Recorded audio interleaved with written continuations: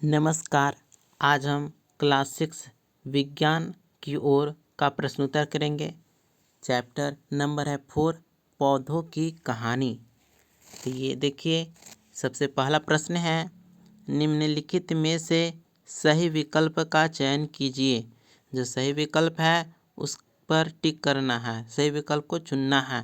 तो पहला प्रश्न है, निम्नलिखित में से कौन वृक्ष है? तो आंसर होगा ऑप्शन ग, सखुआ। सखुआ वृक्ष है। जबकि ये जो पुटुस है तो झाड़ी हो गया, पालक है तो साख हो गया, धान साख हो गया, तो जबकि सखुआ है सब वृक्ष है।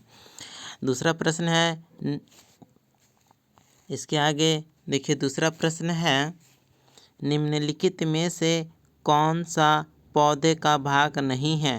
देखिएगा, पुष्प पौधे का भाग है, पत्ती पौधे का भाग है, तना पौधे का भाग है, जबकि ऑप्शन घ झाड़ी पौधे का भाग नहीं है।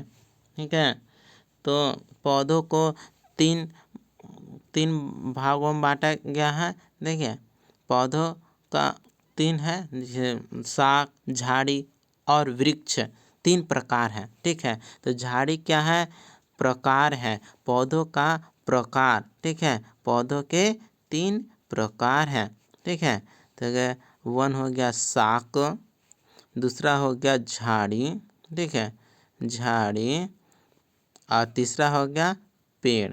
ठीक है, तो पौधे का प्रकार है झाड़ी, जबकि ये जो है पुष्प, पत्ती और तना, ये पौधे का भाग है, जैसे पौधा है। ठीक है, पौधा है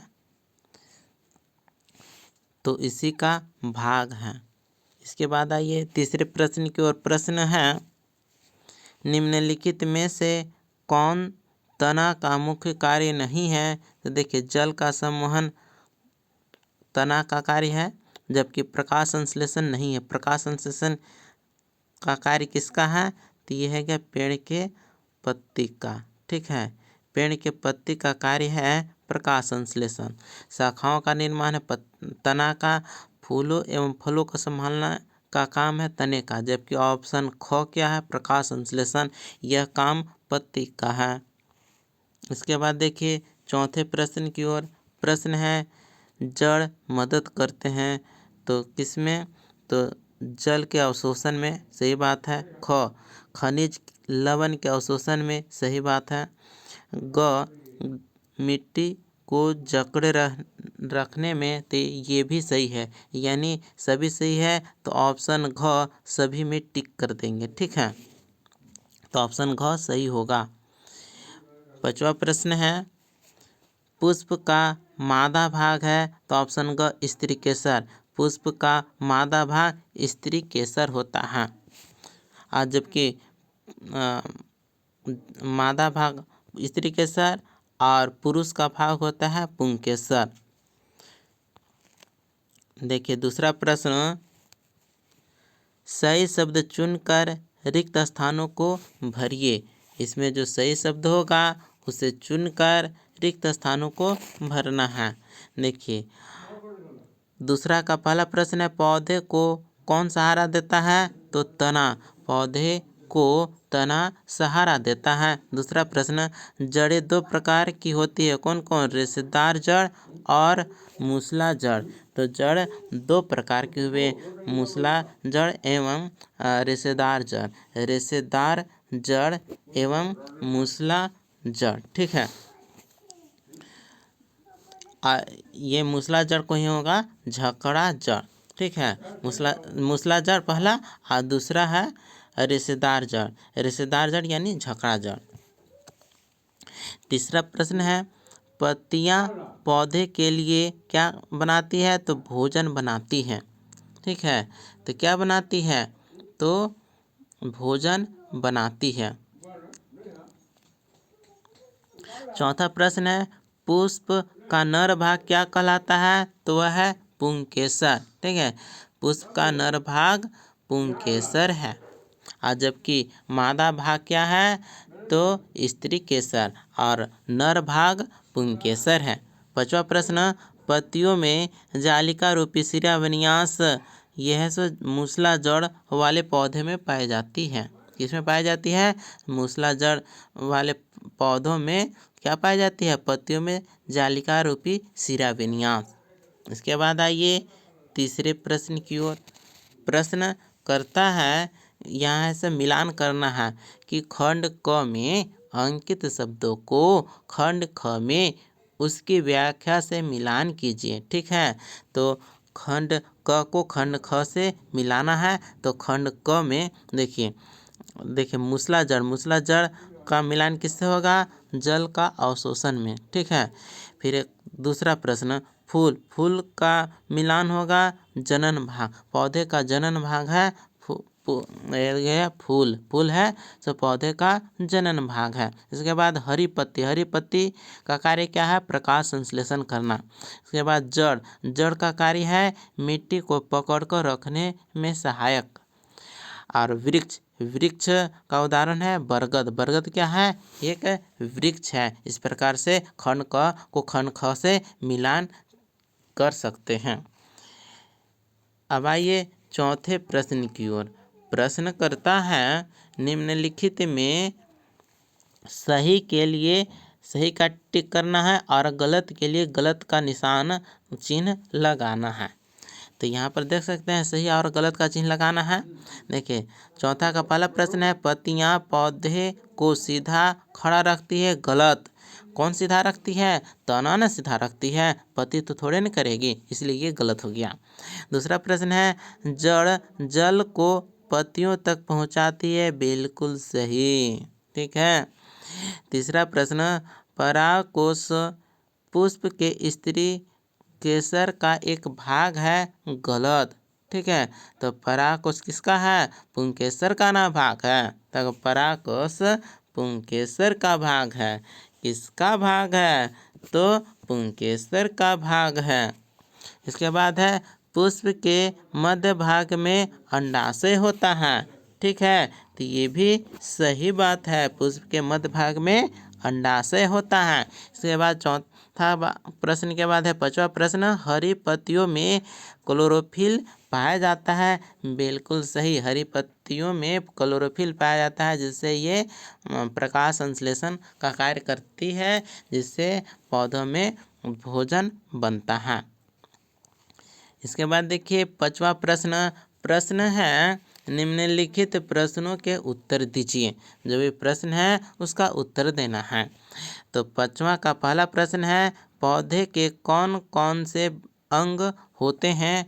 तो इसका आंसर होगा, पौधे के मुख्य अंग है जड़, तना, पत्ती, पुष्प, फल और बीज। ये सभी पौधे के भाग हैं। ठीक है। इसके बाद देखिए पांचवा का दूसरा प्रश्न है, विसर्पी लता और आरोही लता क्या है? तो आंसर होगा विसर्पी लता। विसर्पी लता क्या है? जो पौधे जमीन पर फैलते हैं, जैसे कद्दू। ठीक है, तो कद्दू जैसा पेड़ है सो विसर्पी लता के अंतर्गत आता है। जबकि वही है आरोही लता। आरोही लता जो किसी सहारे की मदद से ऊपर चढ़ते हैं, जैसे मटर का पौधा। ठीक है, तो ये जो आंसर हुआ ये विसर्पी लता और आरोही लता का आंसर हुआ। इसके बाद देखिए पांचवा का तीसरा प्रश्न है, प्रश्न करता है, प्रकाश संश्लेषण किसे कहते हैं? तो आंसर होगा, पौधों द्वारा सूर्य के प्रकाश की सहायता से कार्बन डाइऑक्साइड और जल से अपना भोजन बनाने की क्रिया को प्रकाश संश्लेषण कहते हैं। ठीक है, प्रकाश संश्लेषण कहते हैं। अब आइए अगले प्रश्न की ओर। प्रश्न है, पत्तियों के कार्य लिखिए। तो पत्तियों के कार्य निम्नलिखित है। पहला है भोजन निर्माण में, इसमें प्रकाश संश्लेषण के उपयोग से भोजन का निर्माण करते हैं। दूसरा है जल वाष्पन द्वारा जल संतुलन बनाए रखना, यह पत्तियों का कार्य है। तीसरा कार्य है गैसों का विनिमय करना, ये सभी पत्तियों के कार्य हैं। यहाँ पर छठा प्रश्न है कि निम्नलिखित का चित्र बनाइए। तो छठा का पहला प्रश्न है पुष्प। यहाँ पर सबसे पहले हम पुष्प का चित्र बनाएंगे। तो यहाँ पर देखिए ये है अड़हुल का चित्र, ठीक है। तो यहाँ पर देखिए ये है ऊपर में पुंकेसर, इसके बाद स्त्री केसर, बाह्यदल, पंखुड़ी, ये सब आता है। यहाँ पर चित्र में देख सकते हैं कि पुष्प का सबसे बाहरी भाग हो गया बाह्यदल, इसके अंदर जो रंगीन कलर का भाग होता है वह दल यह या पंखुड़ी हो गया।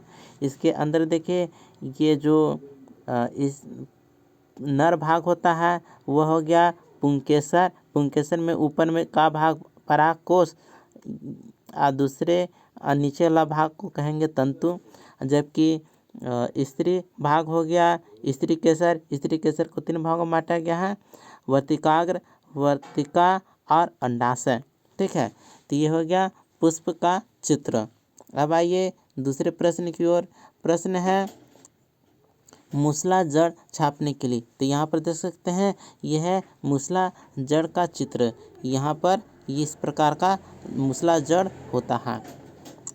अब आइए तीसरा है पौधे का चित्र छापना है। तो यहाँ देखिए पौधा है, सरसों का पौधा है, उसके भाग है मिट्टी के नीचे होता है जड़, इसके ऊपर होता है तना, ठीक है। और तना में ये जो हरा भाग होता है पत्ती, ठीक है। इसके फल और पुष्प, ये है पौधे का चित्र। देखिए इसके बाद चौथा प्रश्न है पत्ती का चित्र छापना है। तो पत्ती का भाग है, देखिए ये जो तना से जुड़ा रहता है तो है पर्णवृंत, ठीक है। पर्णधार यहाँ पर जुड़ा है पर्णधार। ये जो पत्ती और तना के बीच का भाग हो गया पर्णवृंत। इसके बाद देखिए ये हो गया पर्णफलक, और ये हो गया ये जो लाइन रहता है सिरा हो गया, और ये जो नोकीला भाग हो गया ये शीर्ष हो गया। तो इस प्रकार से ये पत्ती का चित्र आप छाप सकते हैं। इसके बाद देखिए 7वां प्रश्न है अपने घर के आसपास ऐसे पौधे का नाम लिखिए जिसका तना लंबा परंतु दुर्बल हो। तो इसका आंसर होगा मनी प्लांट, लौकी, कद्दू आदि ये लताएं कहलाती हैं। क्या कहलाती हैं? तो ये लताएं कहलाती हैं। देखिए नेक्स्ट 8वां प्रश्न है निम्नलिखित में से किन पत्तियों में जालिका रूपी सिरा विन्यास पाया जाता है? तो आंसर होगा तुलसी, मक्का, धनिया, अड़हुल में जालिका सिरा विन्यास पाया जाता है। इसके बाद देखिए 9वां प्रश्न है नीचे दिए गए पत्तियों के चित्र में सिरा विन्यास को दर्शाते हुए उनके प्रकार के नाम लिखिए। तो यहाँ पर देखिए 9वां का क है घास, घास है सो समानांतर सिरा विन्यास है।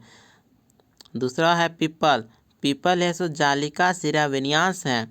जबकि अड़हुल जालिका सिरा विन्यास है। ये आंसर हो गया 9वां प्रश्न का। इसके बाद देखिए 10वां प्रश्न है कि पुष्प के किस भाग में अंडाशय मिलता है? तो आंसर होगा पुष्प के स्त्रीकेसर भाग में अंडाशय पाया जाता है। ये हो गया इसका लास्ट प्रश्न का आंसर।